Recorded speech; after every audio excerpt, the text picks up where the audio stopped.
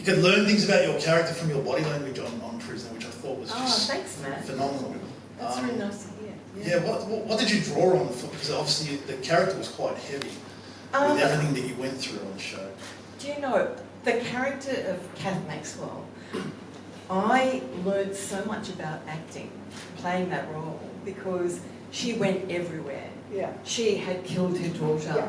Yeah. She was a good person. She was a really bad person. Yeah. She could do anything. She could be anyone. Because that's what being human is. It is. It doesn't define It who you is. are. What you do does not define who you are. Yeah. And so I now, I still act, and I tackle every character I play with that in my mind. Anybody can do anything. Yeah. You know, and that was the thing. But body language, I think, is so important. Yeah, you know? definitely. And I trained in New Zealand and worked at the Mercury Theatre over there with some amazing actors, actually. And they were incredible. And that's also, Nell, you said that in your interview with us, that sometimes just being quiet can be the best acting. Oh, yes. And Matt, can I just say as a tribute, because there's no chance any of us will ever get a chance to be in the same room with her again, the other person who excelled at that was the wonderful Janet Andrew-Wather, who could... I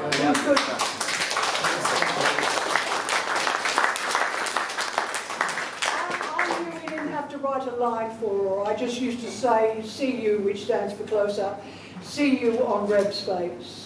And I'd put, you know, just one word in adjective, and she would know how. She didn't need the lines. She knew how to play it, and so did you. And it's wonderful when you get an actress like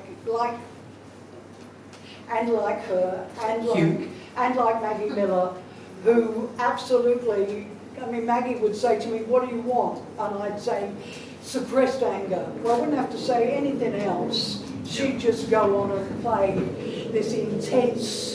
Suppressed, you know, you get actresses like that, and you don't have to write that much for them. You just have to give them free rein and say, go for it. You understand what that is, go for it.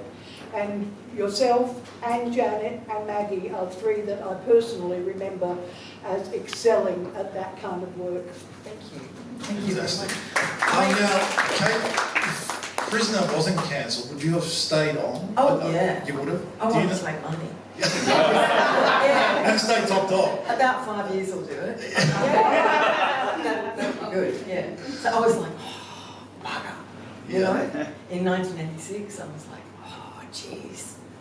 Yeah. And of course, what happens when you play a lead role in something on telly is that you don't work for a while. No. So... Is that because you're stereotyped to that character? Associated with it. Yeah, I mean, casting directors really had little imagination to see me in any other way than as Kath Maxwell. Yeah. So it was, I would go and, you know, say, well, I worked on stage and I've done this, and have you read my bio, you know? I can do voiceover work, I can do all this stuff, so why don't you give me a job, you know? Yeah. There used to be a thing back then, Matt, and I'm sure you will agree, that you were either in television or you were in theatre. Yeah. You were either a stage actor or you were a television actor. And there was a feeling that if you were a television actor, you didn't have to be terribly good. And so that is why, I mean, I saw Janet on stage, for example, do Tom and Viv, and blew my mind completely. She was such a fine stage actress. And I sort of feel partly responsible that she ended up doing Neighbours for 20 odd years straight after Prisoner. And so the theatre, which was my first love, lost a great actress. But there was that feeling, if you played a major role in a television series, then you could not play another major role in a television series. If you played pretty much the same as in films in America, if you are a supporting actor and not a star, you can play any kind of role. But if you are a star and you are considered that character, then you don't get a second shot. Very rarely do you get a second shot.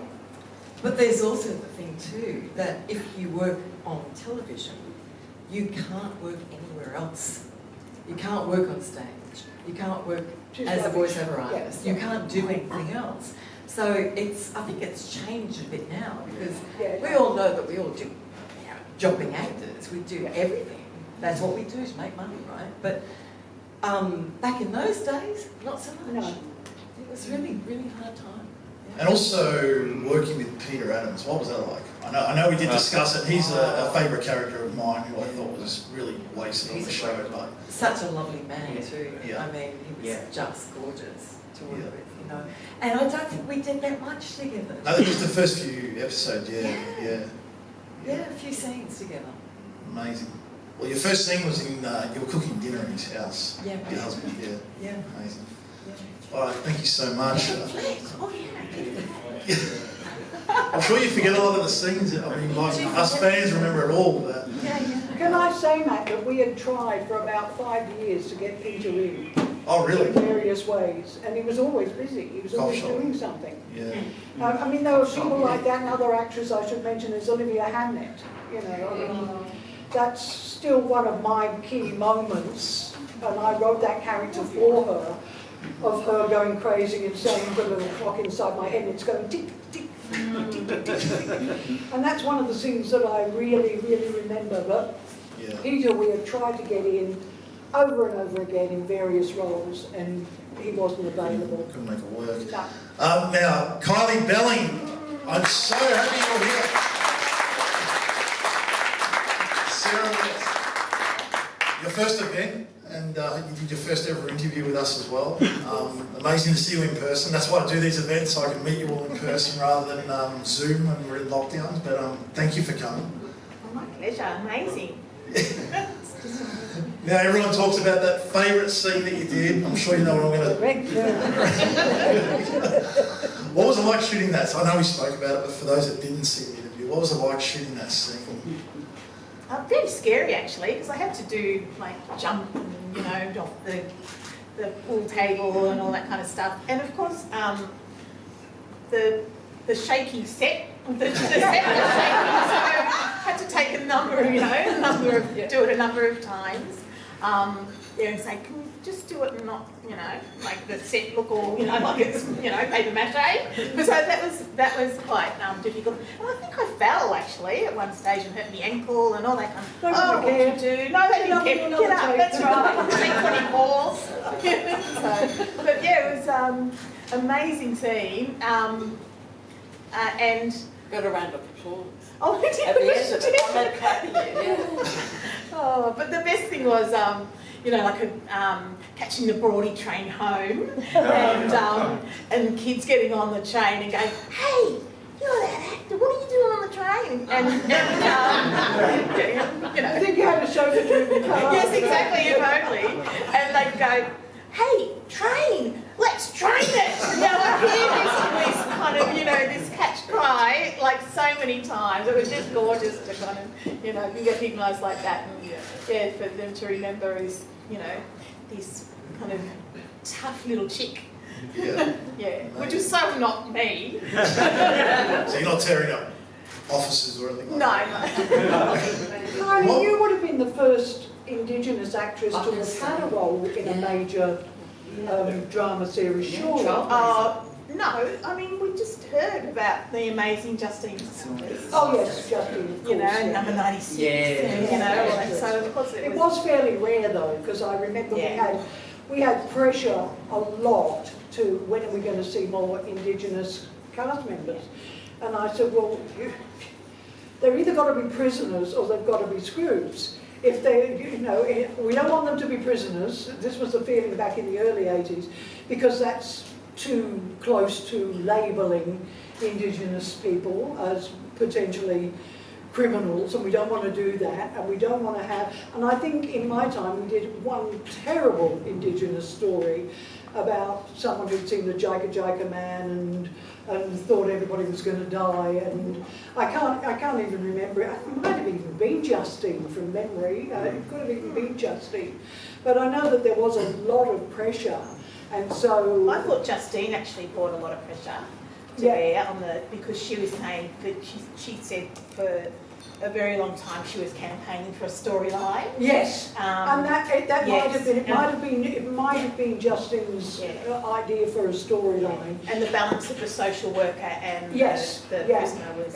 It was finding a slot for that without saying, well, here we've got like someone who's bound to be a recidivist who's going to come back.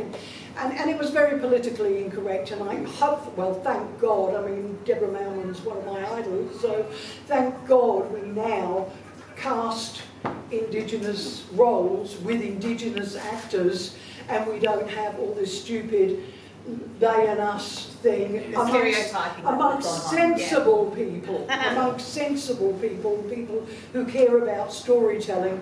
We're not 100% white Anglo-Saxon community and they were here first, and so why do we not tell more? Dot West is a good friend of mine, and I don't know if you know Dot, but I always say to Dot, you don't want to tell your stories to your people, you can tell them to us, because we don't freaking know, and we're the ones who get the wrong ideas about everything, so tell them to us. Wish we could have done more. We did 2 Indigenous stories, I think, in 6 years. Ridiculous. Ridiculous. What's a memorable moment for you on Prisoner, apart from wrecking the rec room? Probably working with Justine, and that storyline of, you know, and the balance, and I thought it actually was done really well, and I credit her for that totally. Oh, look, I was just fresh out of ECA, like I was one of those, so Philip Hyde, Taya? Yes, yep. So I came, that was my class, so class of 85. So we were, you know, like to get an amazing opportunity on a show that, I guess we were playing so many different episodes, so you'd get a scene, you'd be playing a scene from episode 4, you know, 4 storylines ahead, and, you know, you kind of go, well, you know, because, you know, I hadn't done my homework, I'm just reading, like, what am I doing today? And the amazing Joan would say, she wasn't wearing that in that episode. I'm like, oh my gosh, she was a great kind of, you know, overseer. She knew exactly what each cast member was wearing. She'd say, you weren't wearing those jeans in this episode on that day. And so back to the, you know, back to wardrobe. She was the one who picked up on it. She knew what the storylines were, and to just work, you know, with so many amazing female actors with such amazing roles, you know, that was what Prisoner brought to TV. And that's why I always say Wentworth was a brilliantly produced show with some fabulous acting in it, but it didn't break any new ground. We broke the new ground. Prisoner broke the new ground. And there hasn't been a show that broke as much new ground since. To see actresses who weren't fully made up and looked grungy and looked horrible and played lesbians and, you know, I mean, you didn't have major characters. We weren't airbags or, you know, like levers, you know, exactly. And I remember when I was still acting and I was doing Arcade, I remember me asking, because there were no character notes, and I asked, what is Consuelo McPhee like? And they said, well, she's fat.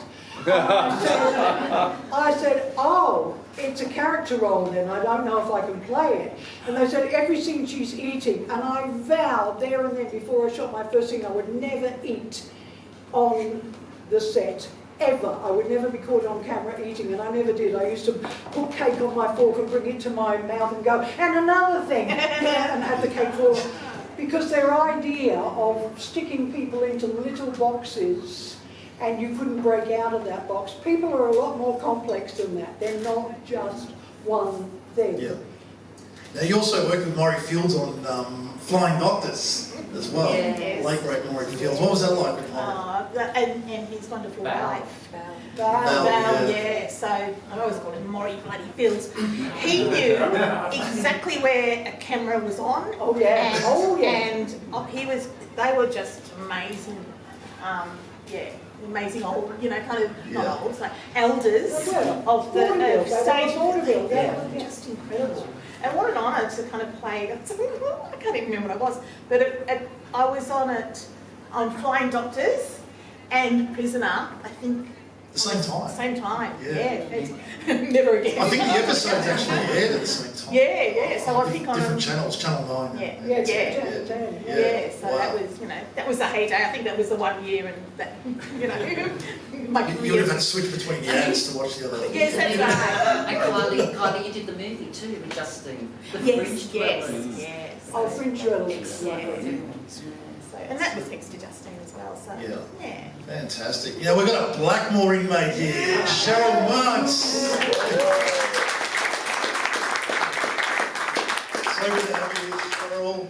I know we've covered so much in our interview as well during the lockdowns, but amazing to have you here. Thank you. Your favourite memory on Prisoner? I knew you were going to ask Yeah, that, and I'm sorry. sitting here thinking, I don't know, but I kind of go along with what most of us have been saying. It was working with such legends and amazing women. When I was little, I wasn't always allowed to watch Prisoner, and then I was on it. Fuck you, Mum and Dad.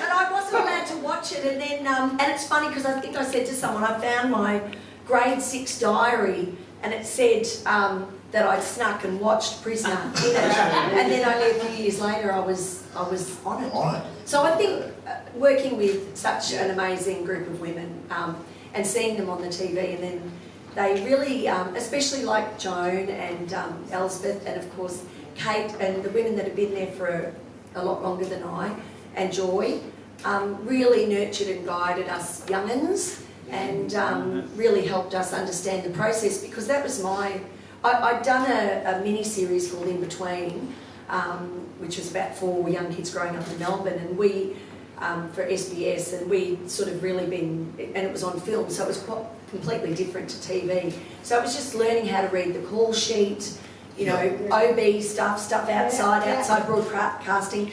And in fact, I stuffed up once and I read it incorrectly, and I thought I was done for the day, and there was a pickup, and I'd gone. And I didn't realise there was a pickup, and I actually had to speak to one of the producers and apologise and say how I didn't understand how things work. So For anyone who doesn't know, a pickup is a shot that you usually get at the end of the day That when we you miss. maybe need a reaction shot or something Yeah. like that to drop it in the editing. So it's classed as a pickup. It's not shot when the scene is shot, because the scene may be shot with 1 or 2 cameras on OB, and they've laid tracks or whatever, and they do the long stuff, and then they schedule a pickup shot at the end of the day to get a reaction or something like that. So that's what a pickup is. Thank you, It doesn't thank mean you. that she looked for a bloke on the Sorry. I know. So I'd gone and missed this particular shot and ruined a day of shooting, really.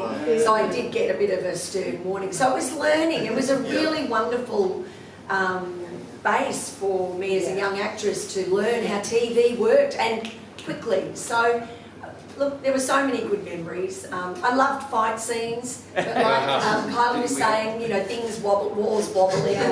So I loved having, being tough and. I remember Ken would say that they used to crew would be on the other side of the wall holding them. Yeah. Or you'd run and then you'd stop and you'd have to reset and run it from this angle, but it's the same hallway that you go back the other way. And all of those little things. I can remember in the early days, I can't remember who it was. I think it might have been Amanda Muggleton, it might have been Chrissy Latham, ran down and she's supposed to stop at the gates. The gate's supposed to slam before she gets there, and she got there and she just crashed straight into, and of course the bars were all broom handles and they all came out of their sockets. So Amanda bashes into the gate and all these broom handles come out of the frame and all the bars drop down, and she said, well, that's scene.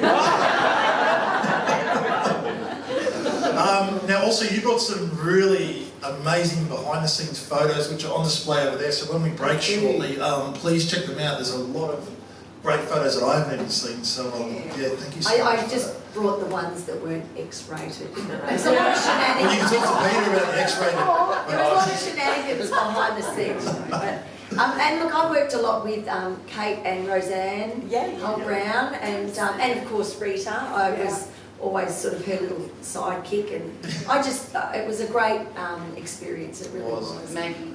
Yeah. Yes, yeah. Oh, I loved Maggie, yeah. I loved the freak.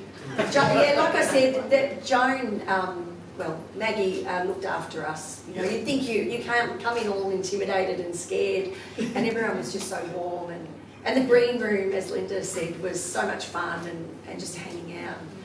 You know, Yeah, episode 692, the last one, of course, and you're in the last scene, which was directed by Sean Nash, and he had the idea of flashing to each inmate. What was it like shooting that last? Was that the last scene of the day? I can't remember though if it was or not. I think it might have been. I can't remember the last one, but it was because some of us were really sad. And do you remember if that was our last? I don't think I was in it. Because they were saying they were pulling that sets down as you were filming. Yeah, probably. Yeah. I can't remember. It probably was because we You're were a child, outside. you can't remember. No, I can't because I was a child and it was all just, you know, I didn't really lock it in there. But Yeah. and I